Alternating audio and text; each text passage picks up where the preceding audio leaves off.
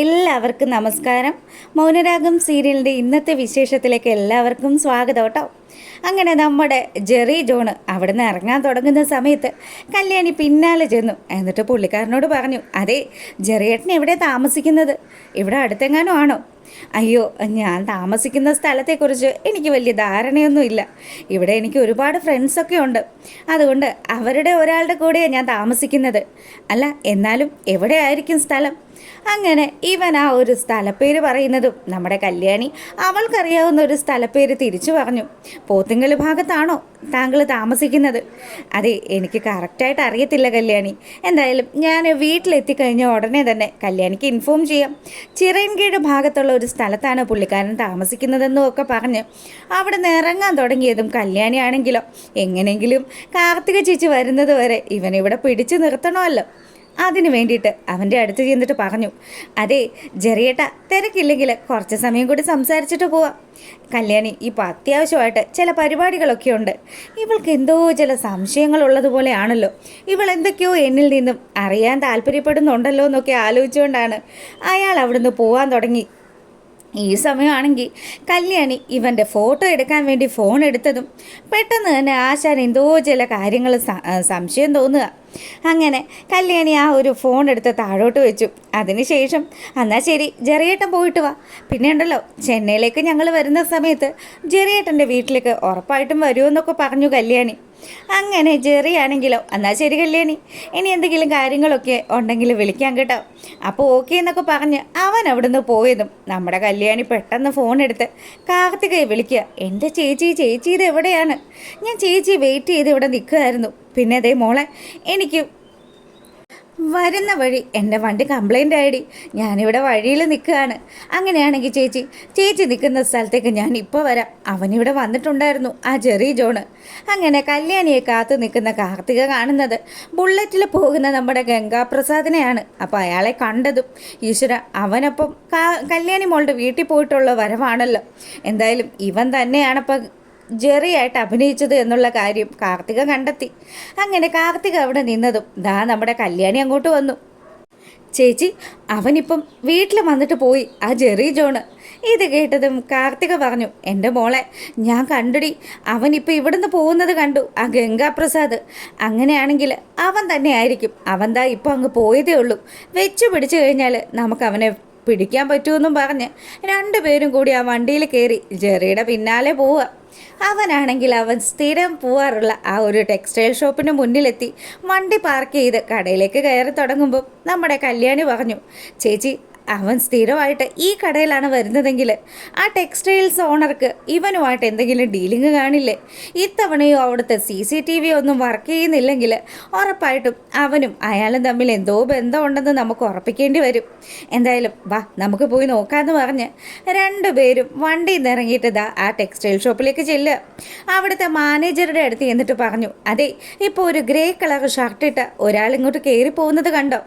Madam, നിങ്ങൾ പറയുന്നത് അന്ന് വന്ന ആളെക്കുറിച്ചിട്ടാണോ? ആ, അത് തന്നെ. അയാൾ എവിടെയോ ഉള്ളതെന്ന് നമ്മുടെ കല്യാണി ചോദിക്കുക. ദേ, സെക്കൻഡ് ഫ്ലോറിലേക്ക് പോയിട്ടുണ്ട്. അങ്ങനെ അയാൾ പറഞ്ഞതനുസരിച്ച് കല്യാണിയും കാർത്തികയും കൂടി രണ്ടാം നിലയിലേക്ക് കയറി ചെല്ലുമ്പോൾ ദാ നമ്മുടെ ജെറി ഈ കാര്യങ്ങളൊക്കെ മണത്തറിഞ്ഞിരിക്കുന്നു. എന്തായാലും കല്യാണിയും കാർത്തികയും കൂടി തന്നെ പിടിക്കാൻ വേണ്ടി വന്നതാണെന്ന് മനസ്സിലാക്കിക്കൊണ്ട് തന്നെ അവൻ അവിടെ ഇരുന്ന ഒരു തൊപ്പിയും അതുപോലെ മാസ്കും എടുത്ത് അണിയുക. ഇനി എന്നെ എങ്ങനെ കണ്ടുപിടിക്കും? അതുമാത്രമല്ല, പുള്ളിക്കാരൻ അവിടെയുള്ള ആ ഒരു ഫ്ലോറിൽ ഒരു സൈഡിൽ പോയി ഇങ്ങനെ മറഞ്ഞു നിൽക്കുക. കല്യാണിയുടെയും കാർത്തികയുടെയും നീക്കങ്ങളൊക്കെ അറിയുന്നതിന് വേണ്ടി ചേച്ചി അനിയത്തിയും കൂടി ഇതാ ആ ഒരു സ്റ്റെപ്പൊക്കെ കയറി മേളിലെത്തുന്ന സമയത്ത് ശരിക്കും ജെറി അവരെയൊക്കെ വാച്ച് ചെയ്ത് അവിടെ അങ്ങനെ നിൽക്കുക. അങ്ങനെ കാർത്തിക ഒരു വശത്തേക്കും കല്യാണി മറ്റൊരു വശത്തേക്കും പോയി ജെറി എവിടെയാണെന്ന് കണ്ടെത്താനുള്ള പരക്കം പാച്ചിൽ തുടങ്ങുന്ന സമയം അവനാണെങ്കിൽ അവിടെ നിന്ന് രക്ഷപ്പെടാനുള്ള മാർഗങ്ങൾ നോക്കി. അപ്പോൾ കല്യാണിയാണെങ്കിലോ അവിടെ ഇവിടെ ഒക്കെ പോയി നോക്കിയിട്ട് എങ്ങും തന്നെ ജെറിയെ കാണുന്നില്ലല്ലോ. ആ ഒരു നിരാശയിൽ അവൾ അങ്ങനെ നിൽക്കുക.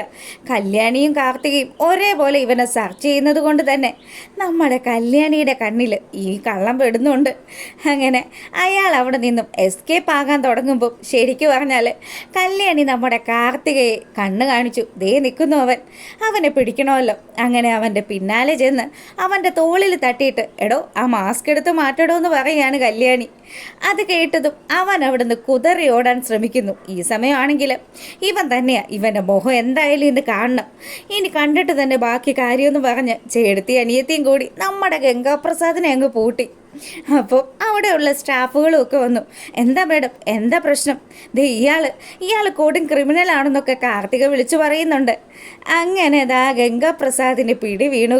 അപ്പം പുള്ളിക്കാരൻ അവിടെ നിന്ന് രക്ഷപ്പെടാനൊക്കെ ശ്രമിക്കുന്നുണ്ടെങ്കിലും അവിടുത്തെ സ്റ്റാഫുകളും നമ്മുടെ കല്യാണിയും കാർത്തിയും ഒക്കെ കൂടി ആശാനെ പൂട്ടി. ഇവൻ്റെ മുഖം ഇന്ന് കണ്ടിട്ട് തന്നെ ബാക്കി കാര്യമെന്ന് പറഞ്ഞ് ആ മാസ്ക് അങ്ങ് വലിച്ച് കാർത്തിക മാറ്റുന്ന സമയം നമ്മുടെ കല്യാണി ചോദിച്ചു, എടാ സത്യം പറയടാ, നീ ഗംഗാപ്രസാദാണോ അതോ ജെറി ജോൺ ആണോ? അപ്പോഴും അവനൊരു അക്ഷരം പോലും മിണ്ടുന്നില്ല. അവിടെ നിൽക്കുന്ന സ്റ്റാഫുകളെയൊക്കെ തട്ടി മാറ്റിയിട്ട് അവൻ അവിടെ നിന്നും ഓടാൻ തുടങ്ങുന്നു. ഈ സമയം കാർത്തികയും കല്യാണിയും അവിടുത്തെ സ്റ്റാഫുകളും ഒക്കെ ഇവൻ്റെ പിന്നാലെ ഓടുന്നുണ്ട്. മാനേജർ വന്നിട്ട് ചോദിക്കുന്നു, എന്താ മാഡം, എന്താ പ്രശ്നം? അവനെ നിസ്സാരക്കാരനല്ല, കൊടും ക്രിമിനലാണ് അവനെന്നൊക്കെ പറഞ്ഞ് കാർത്തിക ദേഷ്യത്തിൽ നിൽക്കുക. അങ്ങനെ ജെറി ആ കടയിൽ നിന്നും വെളിയിലിറങ്ങിയതും അവിടെ അവൻ്റെ പിന്നാലെ വന്ന ആ ഒരു സ്റ്റാഫിനെ നല്ലപോലെ ഇടിച്ച് അവശനാക്കിയിട്ട് അവൻ്റെ ബുള്ളറ്റും എടുത്ത് അവിടുന്ന് രക്ഷപ്പെടുകയാണ്. അപ്പോൾ പിന്നാലെ നമ്മുടെ കാർത്തികയും കല്യാണിയും ഒക്കെ ഇറങ്ങി വരുമ്പോഴത്തേക്കിനും മാഡം അവൻ രക്ഷപ്പെട്ടു പോയി മാഡം, അവൻ എന്നെ തല്ലിയിട്ട് അവൻ ഇവിടുന്ന് കടന്നു കളഞ്ഞു മാഡം എന്നൊക്കെ പറഞ്ഞ് അവർ കാര്യങ്ങളൊക്കെ പറയുമ്പോഴത്തേക്കിനും കല്യാണിയാണെങ്കിൽ നല്ല ദേഷ്യത്തിൽ അവരോട് പറയുന്നുണ്ട്, ദേ ഇപ്പോൾ വന്നിട്ട് പോയവൻ നിസ്സാരക്കാരനല്ല, ഈ കട പോലും കത്തിച്ച് കളയാൻ തക്ക അത്രയും ക്രിമിനൽ മൈൻഡുള്ള ഒരുത്തനാണ്. ഇനി അവൻ ഇവിടെ വന്നു കഴിഞ്ഞാൽ ഉറപ്പായിട്ട് നിങ്ങൾ പോലീസിനെ ഇൻഫോം ചെയ്യണം, അത്രയ്ക്ക് ബോൺ ക്രിമിനലാണ് അവനെന്നൊക്കെ പറഞ്ഞ് അവരവിടെ നിന്ന് ഇറങ്ങുകയാണ്.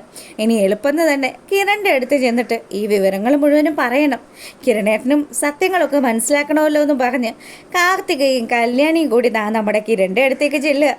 കിരണാണെങ്കിൽ ഇവർ രണ്ടുപേരും കൂടി ഓടിപ്പാഞ്ഞു വരുന്നത് കണ്ടപ്പോൾ ചോദിച്ചു, എന്തായി, പോയിട്ട് എന്തായി? അതെ അവൻ തന്നെയാണ് കിരണേട്ട, ആ ജെറി ജോൺ ആണ്, ഗംഗാപ്രസാദ് ആയിരുന്നു അവൻ. ദേ ഇപ്പം ചേച്ചി അവനെ കണ്ടതുകൊണ്ടും അവനെ ഞാൻ കയ്യോടെ പിടിച്ചിട്ടുണ്ട്, പക്ഷേ അവൻ അവിടുന്ന് രക്ഷപ്പെട്ടു പോയല്ലോ. ഇനി എന്ത് ചെയ്യും? അവനെ പോലെയുള്ള ഒരുത്തനെ നിങ്ങൾ മനസ്സിലാക്കാൻ വൈകിപ്പോയല്ലോ കല്യാണി എന്ന് കാർത്തിക പറയുക. ഞാനും അമ്മയും കൂടി ഈ വരുന്ന ദിവസങ്ങളിലായിട്ട് ചെന്നൈയിലേക്ക് പോകാനിരിക്കുമായിരുന്നു.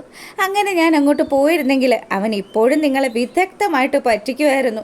ഇനിയിപ്പോൾ എന്താ ചെയ്യേണ്ടത്? ഇനി ഒന്നും ചെയ്യാനില്ല. കിരണിൻ്റെ ആ ഒരു തീരുമാനം പറയുകയാണ്.